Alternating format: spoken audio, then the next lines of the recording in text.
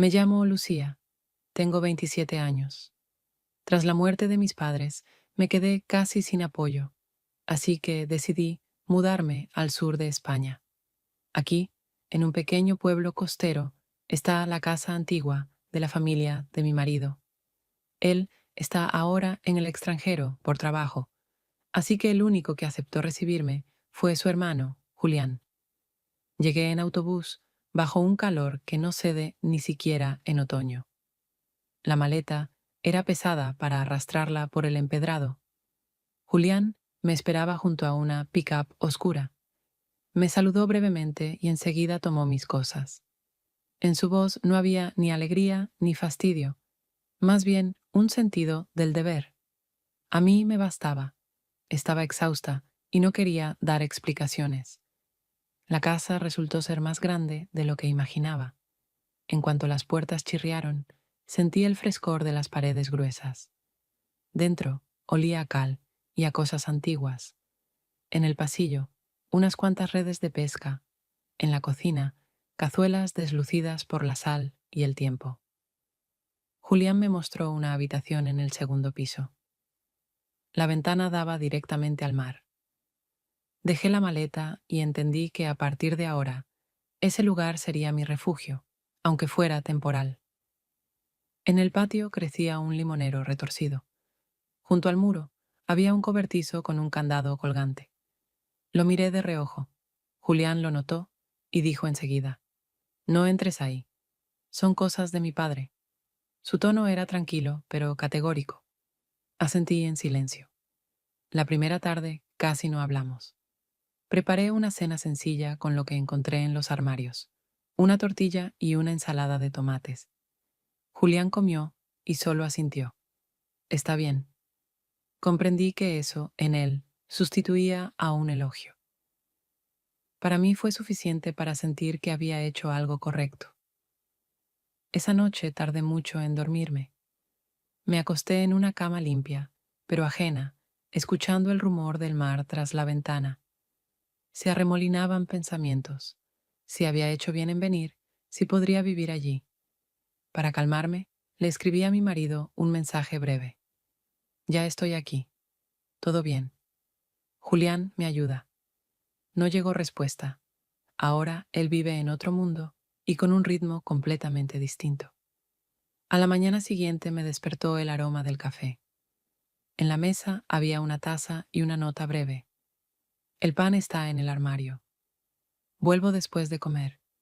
Sonreí. Ese minimalismo en la comunicación incluso me daba seguridad. Hice tostadas, desayuné y salí hacia el mar. La costa parecía interminable. Los pescadores desenrollaban redes. Los niños lanzaban piedras al agua. Caminé mucho rato, permitiéndome sentir que ya no tenía prisa por llegar a ninguna parte. La casa quedaba ahora atrás, delante solo el mar y unos días que había que vivir antes de entender cómo instalarme. Cuando regresé, Julián estaba entrando al patio, una caja con cabos. Le pregunté si necesitaba ayuda. Solo asintió y me dio un cubo.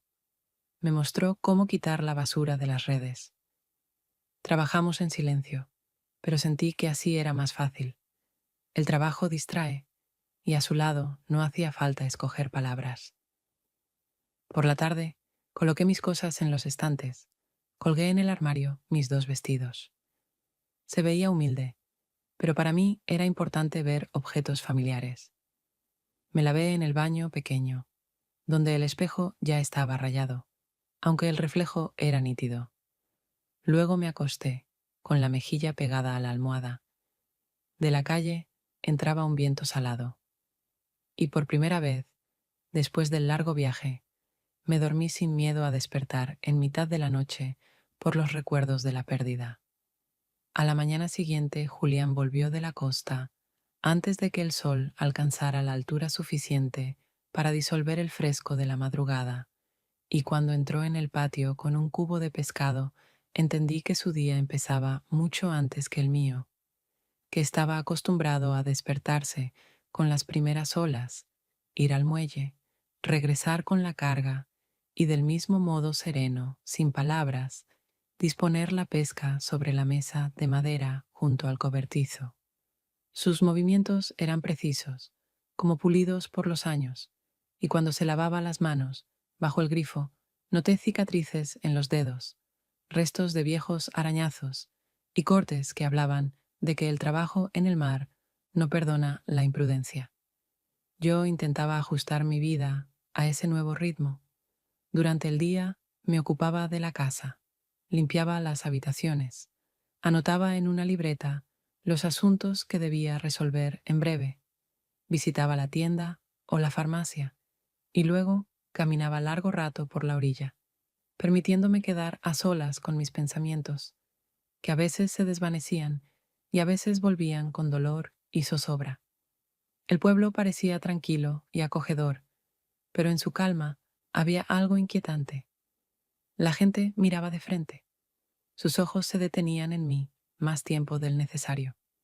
Sabían que yo era forastera y, aunque no mostraban abierta antipatía, igualmente sentía que debía ganarme el derecho a estar allí. Julián no se apresuraba a establecer una cercanía. Hablaba poco, respondía con brevedad y siempre con precisión, como si cada palabra debiera estar justificada. En ello había una cierta severa honestidad que a la vez irritaba y atraía. A veces, cuando yo volvía del mercado con bolsas, él me las quitaba sin decir gran cosa, y veía cómo en sus ojos, que solían parecer fríos, pasaba como un relámpago otra emoción, una especie de pregunta oculta a la que él mismo no quería buscar respuesta. Por las tardes cenábamos juntos, y entonces percibía mejor su carácter.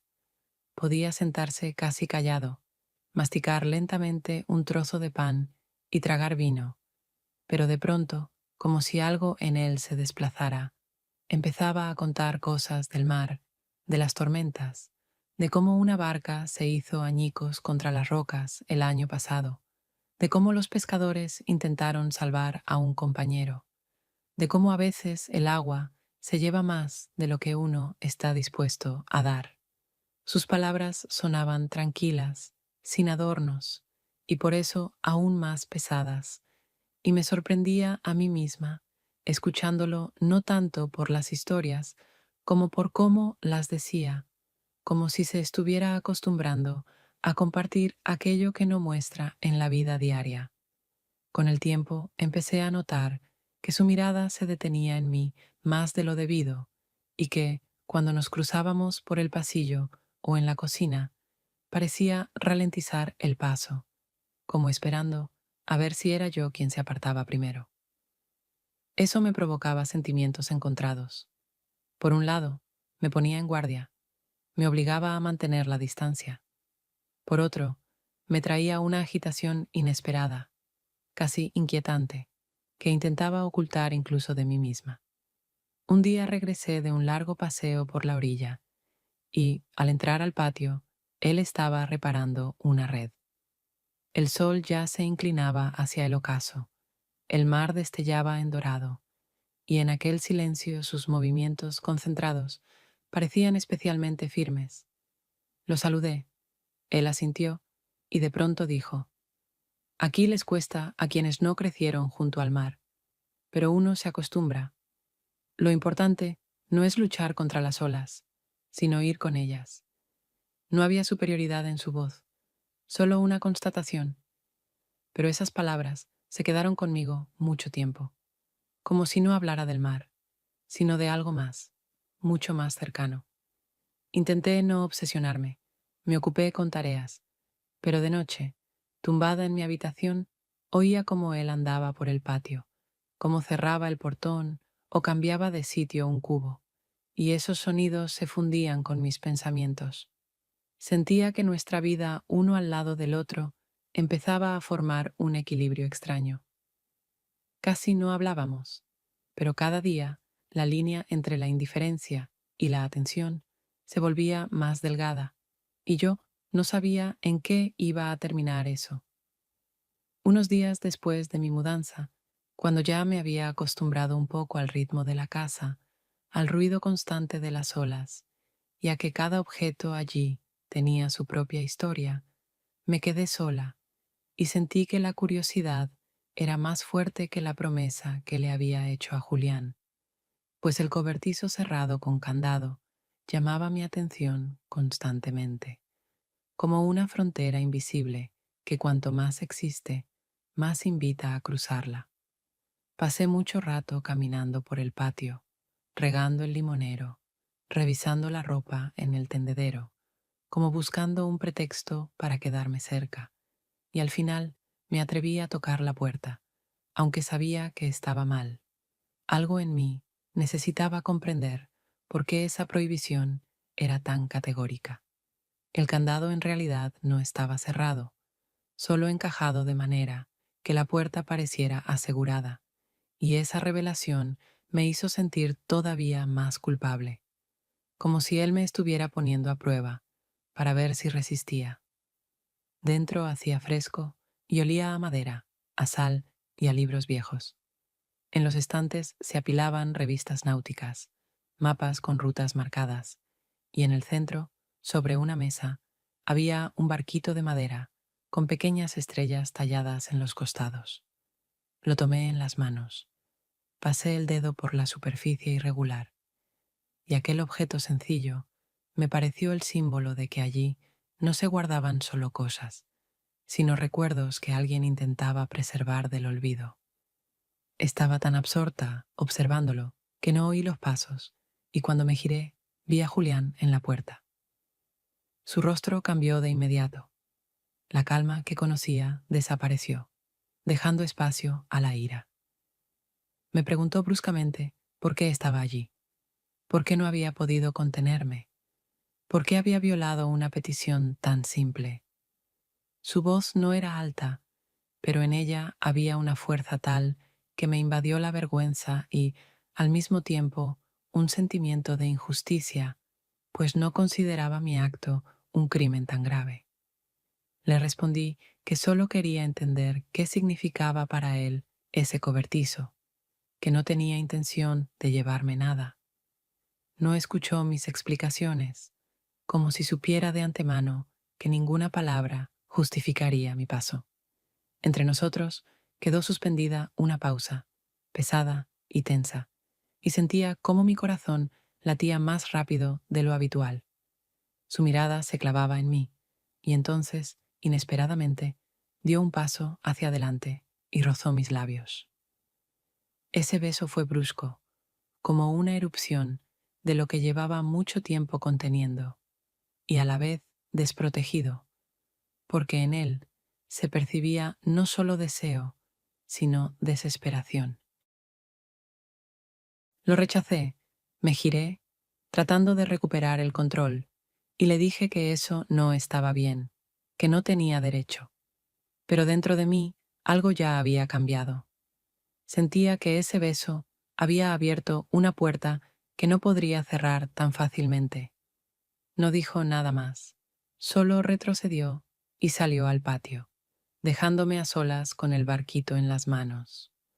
Lo devolví a su sitio, cerré la puerta, como si quisiera borrar el hecho mismo de haber entrado, pero la sensación de la frontera violada permaneció, y ahora sabía que nuestra relación ya no podría ser la misma que ayer.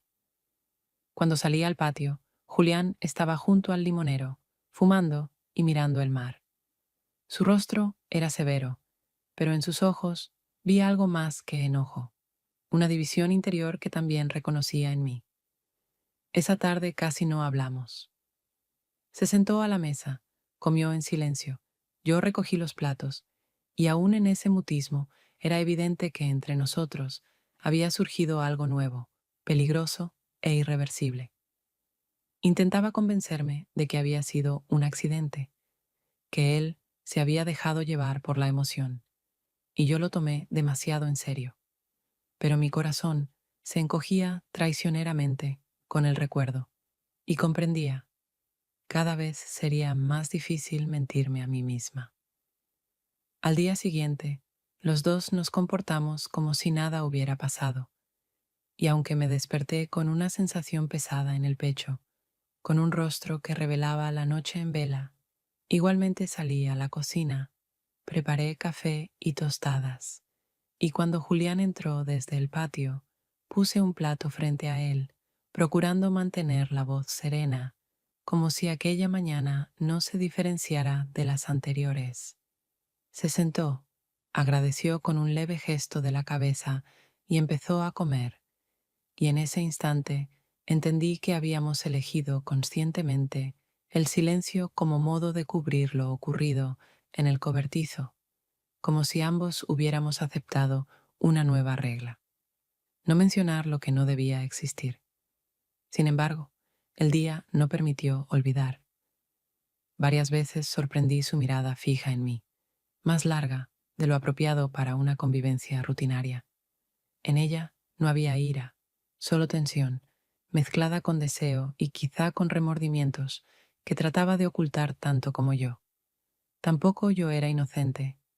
Al moverme por la cocina, al salir al patio o volver del mercado, notaba cómo mis pasos se volvían más lentos, cómo evitaba el encuentro directo con él y al mismo tiempo lo esperaba para comprobar que también recordaba. En el pueblo me comportaba como si todo estuviera bajo control. Compraba verduras, respondía a los saludos, preguntaba por el autobús hacia la ciudad, pero por dentro sabía que cada día tendría que vivir con una doblez, porque pensar en mi marido y en su mundo lejano se hacía insoportable cuando cerca había alguien capaz de sacudir mis convicciones. Durante el día construía la imagen de esposa que espera a su marido, que mantiene la casa en orden y todo bajo norma.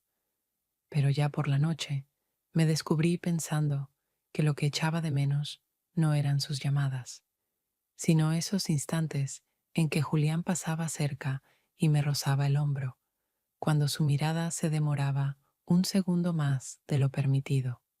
Al regresar de otro paseo por la costa, lo encontré trabajando con cabos de pesca, y esta vez me permitió ayudarlo. Me mostró cómo tensar los nudos correctamente, cómo limpiar la red de algas marinas.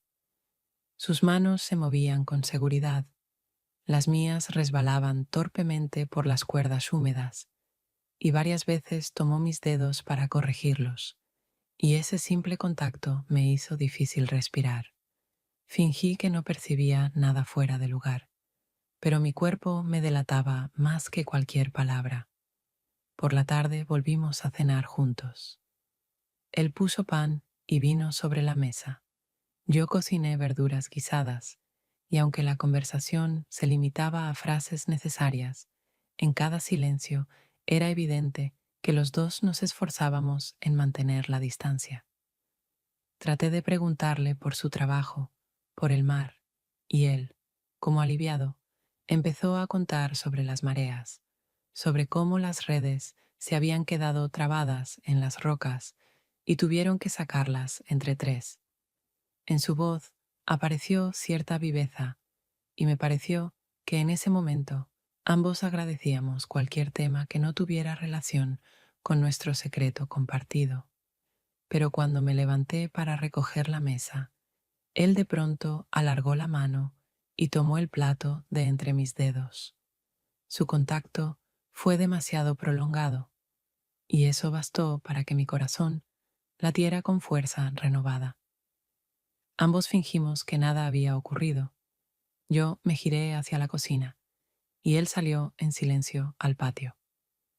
Justo entonces comprendí que nuestros intentos hipócritas de ocultar la verdad estaban convirtiendo las rutinas más simples en señales imposibles de ignorar. Esa noche permanecí largo rato mirando al techo, convenciéndome de que podría mantener todo bajo control, que no era más que una agitación pasajera, que desaparecería en cuanto mi marido regresara. Pero cuanto más repetía esas ideas, más clara era la certeza de que ya no creía en mis propias palabras. Pasaron algunos días, cuando la rutina empezó a parecer un cauce tranquilo que yo procuraba no alterar con palabras ni gestos de más. Julián cambió de pronto su comportamiento y por primera vez sentí que estaba dispuesto a dejarme entrar en algo que para él tenía verdadero valor. Una noche, después de cenar, cuando aún quedaba media botella de vino sobre la mesa, sacó inesperadamente de un estante un cuaderno viejo y lo puso frente a mí, como si lo hiciera con cierto riesgo. Lo abrí con cautela, sin saber qué esperar, y vi páginas amarillentas cubiertas con una letra irregular, en las que había esquemas de rutas, notas sobre profundidades, escollos costeros, además de observaciones sobre cambios de corrientes y de viento. Todo parecía muy antiguo, pero al mismo tiempo práctico, y en esas líneas se percibía la mano de alguien que había vivido su vida en el mar. Julián me dijo que eran apuntes de su padre, pescador, que sabía encontrar lugares donde siempre había captura, y que ahora nadie más conocía esas rutas, excepto él. Lo dijo con firmeza, pero en sus ojos buscaba mi confirmación, como si quisiera oír que eso realmente era importante y que sus esfuerzos tenían sentido. Me detuve largo rato observando las páginas, respirando el olor a papel viejo y sintiendo cómo en esos apuntes revivía el pasado. Y le dije que comprendía su deseo de conservarlo, que esas cosas desaparecen rápido si no se comparten. Entonces sonrió por primera vez desde que estaba allí, breve, casi imperceptible, pero sincero. Y esa sonrisa derritió mis precauciones más que cualquiera de sus palabras. Nos quedamos sentados más tiempo de lo habitual. Me mostraba los esquemas, me explicaba cómo su padre les enseñaba a orientarse con las estrellas, a distinguir corrientes ocultas por cambios apenas visibles en las olas, y yo lo escuchaba con atención, porque en su relato no había solo técnica, sino la vida misma que él necesitaba preservar, aunque ya perteneciera al pasado.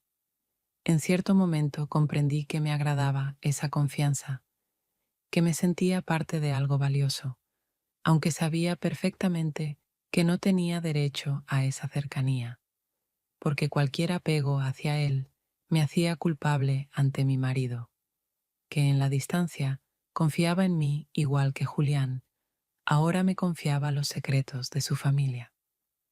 Al terminar, recogió el cuaderno, lo colocó de nuevo en el estante y me dijo en voz baja que quería que recordara. Todo lo que estaba escrito allí debía ser protegido, porque de otro modo desaparecería con él. Asentí, prometiendo en silencio, y en ese instante sentí lo duro que era llevar el peso de que me hubiera dado algo tan precioso mientras yo no podía ofrecer nada a cambio, salvo una presencia que en sí misma ya era una mentira. Esa noche me costó dormir. Recordaba su mirada, el tono firme de su voz y la necesidad de apoyo que se le notaba en los ojos, y comprendía que eso me desarmaba aún más.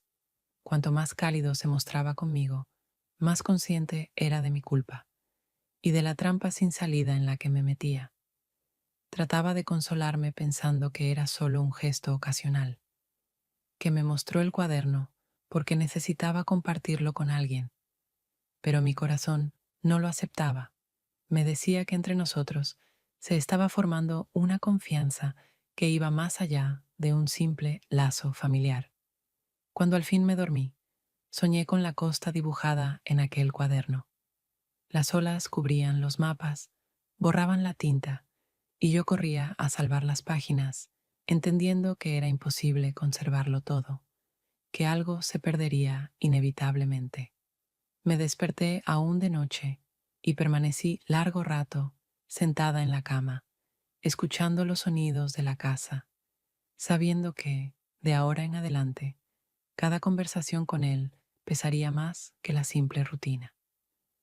Pasaron unos días más y ya casi me había convencido de que, después de lo ocurrido en el cobertizo, entre nosotros todo quedaría bajo control, que ambos habíamos sacado conclusiones y aprenderíamos a mantener la distancia.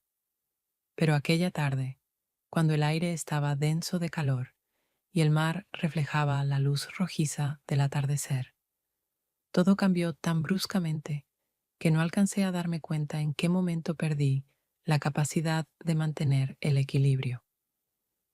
Estaba recogiendo la ropa seca en el patio y casi sin querer volví a mirar el cobertizo cerrado, esa puerta tras la que quedaban aún los mapas, las revistas y aquel barquito de madera que no salía de mis pensamientos, porque cada vez que recordaba sus estrellas talladas, me invadía la sensación de un secreto ajeno que ya había rozado. Julián notó mi mirada y de inmediato, con brusquedad, soltó que no debía mirar allí, que con una vez bastaba para entender dónde estaba el límite. Sus palabras fueron ásperas, y yo, cansada de tanta tensión, le respondí con la misma dureza, que no tenía de qué avergonzarme, que no había hecho nada grave. La discusión cobró fuerza con rapidez. Ambos alzamos la voz, como queriendo imponernos, y en un momento entendí que no discutíamos por el cobertizo ni por las cosas de su padre, sino por algo mucho más hondo, a lo que no me atrevía a poner nombre. Él también cayó de golpe, no porque me diera la razón, sino porque en sus ojos apareció algo inquietante, casi desesperado. Ese cambio fue tan repentino que apenas alcancé a inspirar antes de que diera un paso hacia mí. Sus manos me tocaron los hombros y me besó con una fuerza que no dejaba espacio a dudas ni explicaciones. Esta vez no lo rechacé. No encontré en mí la firmeza que había tenido en el cobertizo y me dejé responder, porque dentro de mí todo estaba dispuesto desde hacía tiempo a ceder a esa sensación. El beso fue largo, con más verdad que cualquier palabra, y al mismo tiempo tan peligroso que comprendí al instante. Había cruzado una frontera que nunca debía traspasar. Cuando nos separamos, él me miraba como buscando confirmación de que todo había sucedido de verdad, mientras en mí crecía una ola pesada de culpa, pues ese instante cambió para siempre no solo mi relación con él, sino conmigo misma. Me giré en silencio, intentando reunir mis pensamientos dispersos, pero las manos me temblaban y el corazón latía con tal fuerza que apenas podía respirar.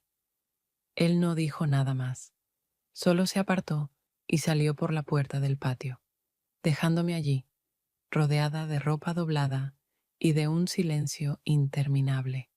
Aquella noche permanecí mucho rato sentada en la cama, con el teléfono en la mano, como si quisiera escribirle a mi marido unas palabras sencillas que me devolvieran la estabilidad. Pero no llegaba ninguna frase, porque todo lo que podría escribir sería mentira, y la verdad no tenía fuerzas para pronunciarla. Dejé el teléfono sobre la mesa, sabiendo que desde ese día, cada jornada en aquella casa sería una prueba, y que mi vida había quedado partida en un antes y un después de un solo beso que no necesitaba justificación, porque en sí mismo era una condena. A la mañana siguiente desperté mucho antes de lo habitual, porque el sueño no había llegado en toda la noche, y cuando al fin salió el sol me sentía exhausta, como si hubiera vivido varios días seguidos sin descanso. Entonces decidí ducharme, aunque solía hacerlo por la tarde, porque quería lavar no solo el cansancio, sino también la huella del beso de ayer, que me mantenía prisionera de pensamientos contradictorios. El agua corría en hilos largos por mi cuerpo, y yo permanecía quieta, dejándola deslizarse por la piel, como si esperara que junto con esas gotas desaparecería la memoria de su contacto. Pero cuanto más duraba, más entendía que la sensación no se debilitaba, sino que se volvía más clara, como si el agua no limpiara, sino subrayara lo que intentaba olvidar. En un momento cerré los ojos y el recuerdo me envolvió con nueva fuerza. Su acercamiento brusco, su mirada cargada de algo más que deseo, y comprendí que ya no había lugar en mi vida para explicaciones simples ni salidas fáciles. Me apoyé en la fría cerámica y sentí lágrimas mezclarse con el agua, sin saber si lloraba por haberme permitido la traición o porque esa traición era demasiado verdadera para negarla. En mi corazón no había rechazo, solo el dolor de intentar sostener dos verdades al mismo tiempo. Me repetía en susurros que era un error, que tenía la fuerza para poner fin, que bastaba un paso atrás para recuperar el equilibrio. Pero esas palabras sonaban huecas, porque el corazón, a pesar de todo, esperaba una continuación, y eso era lo más aterrador. Cuando salí del baño, la casa estaba demasiado silenciosa, y cada rincón me recordaba que yo ya no era la misma, que no podía mirar a Julián como antes, porque dentro de mí se había instalado algo que no podía borrar con simples tareas domésticas. Me vestí, bajé a la cocina, preparé café y permanecí largo rato a la mesa, escuchando el ruido del mar tras la ventana. Quise llamar a mi marido, decirle aunque fuera unas pocas palabras que me devolvieran la certeza de ser honesta, pero aparté el teléfono, porque sabía que cualquier conversación se volvería una mentira, y yo ya no podía cargar con otra mentira más ese día. Cuando Julián regresó de la costa, no preguntó cómo estaba, no insinuó nada sobre lo ocurrido la víspera.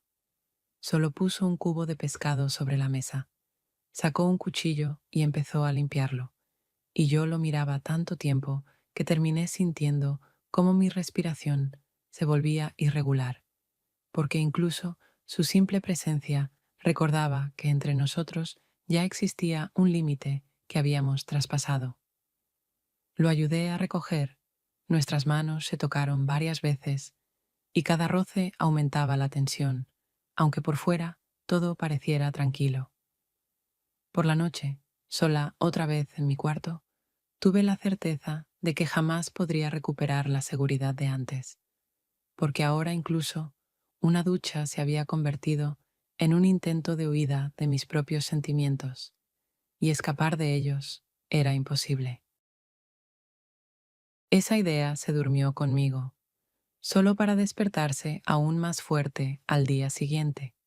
A la mañana siguiente sonó el teléfono, y al ver en la pantalla el nombre de mi marido, el corazón se me encogió al instante. Ayer mismo había decidido que no sería capaz de hablar con él sin ocultar la verdad, pero ahora tenía que responder, porque el silencio lo habría alertado aún más. Contesté. Escuché su voz cansada y a la vez llena de cuidado. Preguntó cómo estaba, si todo iba bien en la casa, si me entendía con Julián. En ese momento sentí que mis palabras eran solo una coraza. Respondí breve, distante, sin dar detalles, ocultando lo esencial, y terminé la llamada mucho antes de lo que él esperaba, excusándome con que tenía cosas que hacer. Después me quedé largo rato con el teléfono en las manos, notando cómo la culpa echaba raíces cada vez más hondas en mí, sin encontrar fuerzas para cambiar nada, porque ya sabía que todo era irreversible. Intenté tranquilizarme con tareas. Doblé ropa, quité el polvo de los estantes, fregué el suelo. Pero cada acción me recordaba que vivía en una mentira que crecía minuto a minuto. En ese rato Julián volvió del mar. Llevaba en las manos una pequeña caja envuelta en tela y sin explicaciones me la entregó.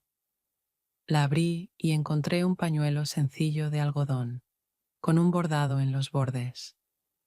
Dijo que lo había visto en el mercado y pensó en comprarlo para mí, porque por las noches refresca y creyó que me sentaría bien. Lo tomé sin saber qué responder. Apenas pude susurrar. Gracias, aunque sentía que esas palabras no bastaban para expresar el calor inesperado que me invadió. Su voz, en ese instante, fue particularmente baja, pero seria. Aquí te cuesta, lo sé, pero ya eres parte de esta casa y tienes que sentirlo. En sus ojos había seguridad, pero también una inquietud, como si él mismo dudara de sus palabras y esperara mi confirmación. Asentí, y esas frases simples dejaron una huella profunda en mí, porque sonaban muy distinto a las preguntas de mi marido por teléfono. Esa diferencia me dolió, pero era inevitable. La tarde transcurrió como si todo fuera normal. Preparé la cena, él sacó la basura, hablamos del clima y del pescado que había atrapado. Desde fuera, todo parecía cotidiano, pero dentro de mí crecía la certeza de que juntos estábamos construyendo una pequeña realidad propia, donde ya no había lugar para mi marido. Intentaba resistirme a esa idea.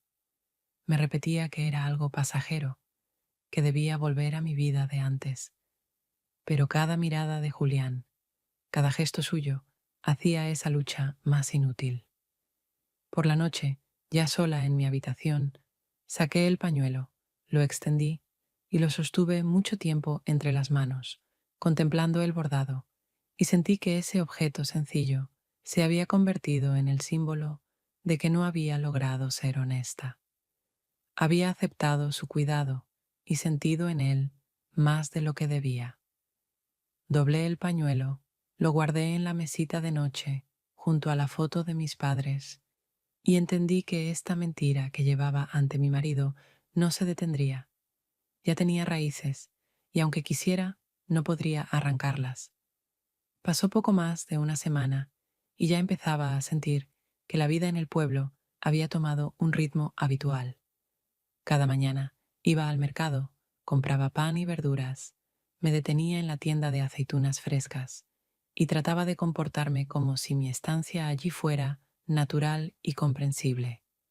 Pero justo entonces comprendí que cualquier gesto, cualquier cambio mínimo en mi conducta se convertía en tema de conversación, porque en un lugar así la gente observa con atención y las habladurías se propagan rápido, sobre todo cuando se trata de una mujer forastera que vive en la casa con un hombre que no es su marido.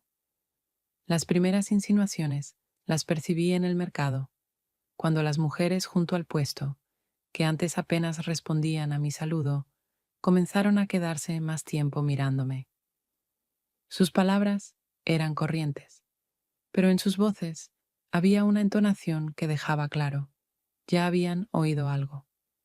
Yo seguía adelante fingiendo indiferencia, pero al escuchar risitas breves o susurros tras de mí, no podía dejar de sentir que mi cercanía con Julián se había vuelto su entretenimiento. Lo más difícil era que los rumores tenían base, aunque indirecta, porque nos habían visto varias veces juntos en la playa, caminando demasiado cerca, riéndome con él sin contenerme, buscando esa ligereza que me hacía olvidar la culpa. En esos momentos no pensaba que alguien pudiera observarnos y sacar conclusiones. Ahora cada mirada en el pueblo me recordaba que incluso los gestos más mínimos se convertían en propiedad de los demás, y esconder algo ya era casi imposible. Notaba también la postura de Julián. Él, a diferencia de mí, no intentaba ocultar nada. Cuando caminábamos juntos, no se apartaba, no fingía que coincidíamos por casualidad. Sus pasos seguían firmes, su mirada tranquila. Esa indiferencia hacia lo que pudieran decir los demás me confundía aún más. No sabía si estaba dispuesto conscientemente a exponerse o si simplemente no daba importancia a los rumores. Una tarde, al volver del mercado con dos bolsas pesadas, vi a dos mujeres en un banco, conversando. Cuando pasé frente a ellas, callaron de golpe y me miraron como queriendo confirmar que yo entendía. Hablaban de mí. Sentí una punzada de vergüenza, aceleré el paso Entré al patio y descubrí que me temblaban las manos. Ahora estaba segura. Ya se hablaba de nosotros abiertamente. Cuando se lo conté a Julián, él se limitó a encogerse de hombros y dijo que no valía la pena preocuparse, que la gente siempre busca de qué hablar, y que si su padre había soportado el juicio del pueblo al volver sin pesca, nosotros también podríamos. Pero su indiferencia no me calmó. Al contrario, me dejó más desorientada, como si él permitiera a propósito que los rumores crecieran, mientras yo me esforzaba en frenarlos, al menos con mi conducta. En los días siguientes sentí cada vez más ese juicio en las miradas, al caminar por la calle, al comprar pan. Aunque nadie me lo decía directamente, los silencios, las pausas, los matices en las voces bastaban para mostrarme que el pueblo ya tenía su propia versión de los hechos, una que no necesitaba mis explicaciones. Y yo no podía luchar contra eso, porque cualquier intento de defenderme solo confirmaría las sospechas. Así que callaba, consciente de que mi silencio era también otra forma de mentira. Aquella tarde, cuando el sol se hundía en el horizonte y el aire se llenaba de la frescura que solo llega tras un día entero de calor, nos quedamos en la casa los dos solos. Entonces comprendí que ya no era posible evitar la conversación, porque sentía cómo la tensión entre nosotros crecía a cada minuto, incluso en los gestos más pequeños, en cómo él corría la silla o dejaba un vaso en la mesa, en cómo yo me demoraba fregando los platos, tratando de ganar tiempo. Él estaba sentado junto a la ventana, mirando al mar, y cuando regresé a la cocina, su voz sonó baja, pero firme, sin vacilaciones. No tienes que volver con él. Ya estás aquí. En esas palabras no había dudas, como si hacía tiempo hubiera tomado la decisión, y ahora solo quisiera escuchar mi confirmación. Yo me quedé inmóvil, con el paño en las manos, incapaz de responder, porque cualquier palabra hubiera sido mentira. Decir sí significaba aceptar la traición definitiva, y decir no habría sido engañarlo en la cara, ocultando lo que ya había sucedido entre nosotros. Se levantó, dio unos pasos hacia mí, y en sus ojos vi una resolución mezclada con desesperación, como alguien que lo arriesga todo en una sola jugada. Cuando se inclinó para besarme, retrocedí, aferrándome al paño, y susurré, no puedo. Mi no puedo fue apenas un murmullo, pero tenía más fuerza de la que esperaba de mí, aunque al mismo tiempo sabía que, en lo más hondo, ya todo estaba decidido. Incluso mi negativa no cambiaba la verdad de que yo ya no era la misma. Sus manos se quedaron suspendidas en el aire. No llegó a tocarme, pero estaba tan cerca que sentía su aliento, y esa proximidad resultaba aún más difícil de soportar que un beso. Lo miré y vi a un hombre que no temía ser descubierto, dispuesto a cargar con el juicio de todo el pueblo, y al mismo tiempo me vi a mí, una mujer incapaz de tomar ninguna decisión hasta el final, porque cada una partía mi vida en dos. Los dos permanecimos en silencio mientras las olas golpeaban la costa, y esa pausa pesaba más que cualquier frase. Se apartó, caminó hacia la puerta, y yo me quedé en medio de la cocina, aferrada al paño como si fuera lo único que me sostenía en pie. Entonces entendí que nuestro silencio no era refugio, sino sentencia, un veredicto que nos imponíamos a nosotros mismos, y que cualquier paso siguiente sería el último en ese frágil equilibrio. Más tarde salí al patio, me senté junto al limonero y me quedé mirando el cobertizo, esa puerta cerrada que se había convertido en el símbolo de todo lo que trataba de esconder. Sentía que ya no me quedaba ninguna fuerza para luchar. Sabía que no podría obligarme a volver al papel de esposa que espera, porque esa casa y ese hombre ya me habían cambiado, aunque no quisiera admitirlo. Aquella noche, cuando el pueblo ya estaba sumido en la oscuridad y solo las olas se rompían contra las rocas, Julián salió de la casa sin pronunciar palabra. Escuché el chirrido de la verja al abrirse y cerrarse tras él, pero no me atreví a acercarme a la ventana ni a preguntarle a dónde iba, porque comprendía que cualquier intento de detenerlo no cambiaría nada. En su resolución no quedaba lugar para dudas. Me quedé sentada en la cama, mirando la penumbra de la habitación, con la ansiedad creciendo en mi interior, pero paralizada, como si el cuerpo se negara a moverse, porque ya sabía que aquella noche terminaría en algo irreversible. Por la mañana golpearon la puerta. Era la vecina. Su voz sonaba alterada. Cuando abrí, me dijo que habían encontrado la barca de Julián destrozada contra las rocas cerca del muelle y que a él no lo hallaban por ninguna parte. El pueblo se agitó de inmediato. Unos hablaban de olas inesperadamente fuertes, otros de que había salido al mar de noche, lo cual nunca debía hacerse. Todos coincidían en que había sido una imprudencia. Yo permanecía en la puerta, oyendo retazos de conversaciones que me atravesaban como cuchillos, porque detrás de cada palabra estaba el reproche tácito hacia mí. Después, todo ocurrió como en un sueño brumoso. Los hombres del pueblo salieron a buscar rastros. Unos recogían pedazos de la barca, otros debatían si llamar a la policía de la ciudad. Casi nadie me preguntaba nada, porque todos parecían haber decidido ya cuál era la causa. Ella lo llevó a eso. Alcancé a oír de una anciana en el mercado ese mismo día. No lo dijo frente a mí, pero no había duda de a quién se refería.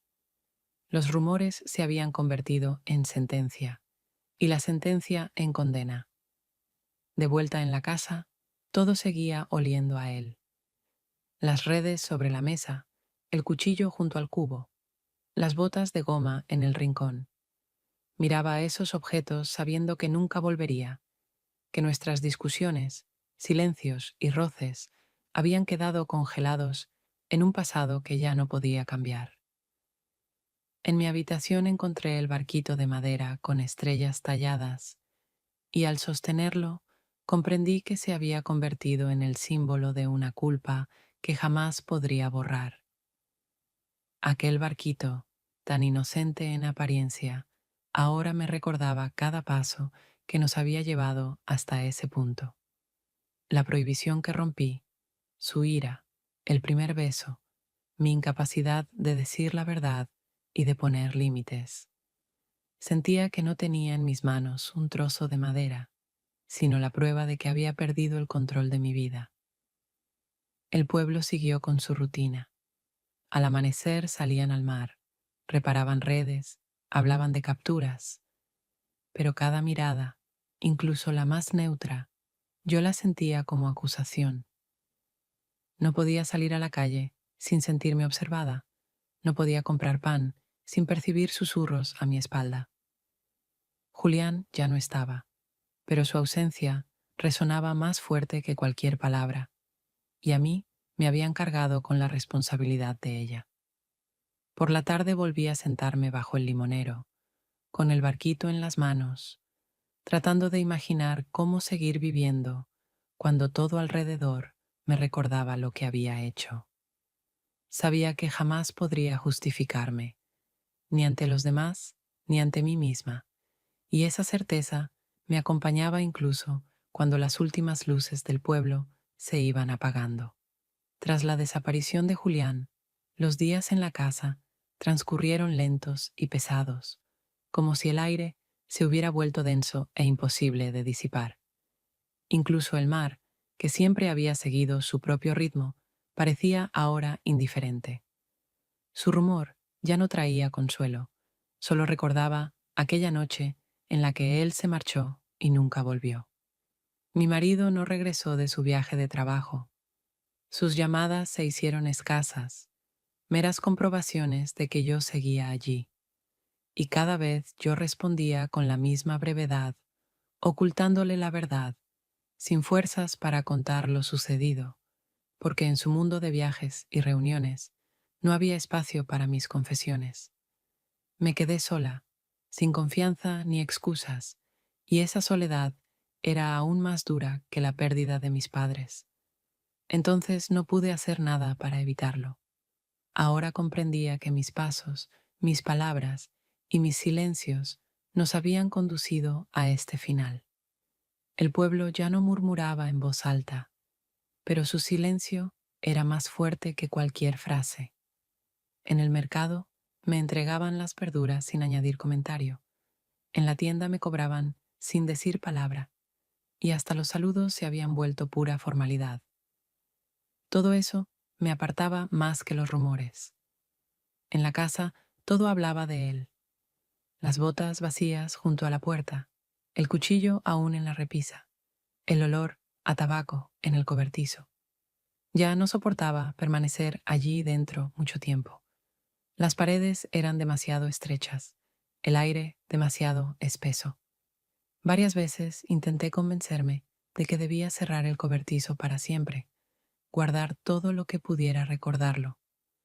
Pero cada vez que tomaba entre las manos el barquito de madera con estrellas talladas, entendía que no era capaz. Se había convertido en símbolo no solo de su vida, sino también de mi culpa, imposible de borrar. Volví a quedarme bajo la ducha largos minutos, inmóvil, dejando que el agua corriera por mi piel. Pero esta vez ya no intentaba limpiar nada, ni repetirme que podría comenzar de nuevo. Sabía que ningún agua borraría las huellas dentro de mí.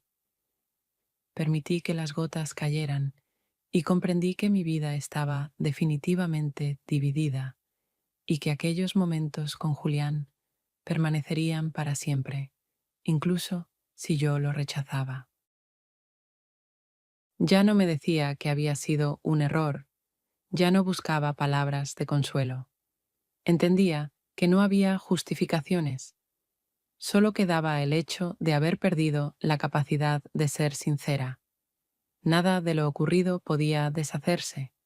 Lo único posible era seguir viviendo con la certeza de una culpa que nunca se borraría y de una pérdida que siempre volvería a recordarse. Al salir del baño, miré al espejo y vi no solo mi reflejo, sino a una mujer que había presenciado cómo se derrumba la confianza, cómo el amor y el deber no pueden convivir, y cómo incluso en un pueblo pequeño, donde todos se conocen, se puede acabar completamente sola. Supe que era el final, no ruidoso ni dramático, sino callado e invisible para los demás, pero para mí, definitivo.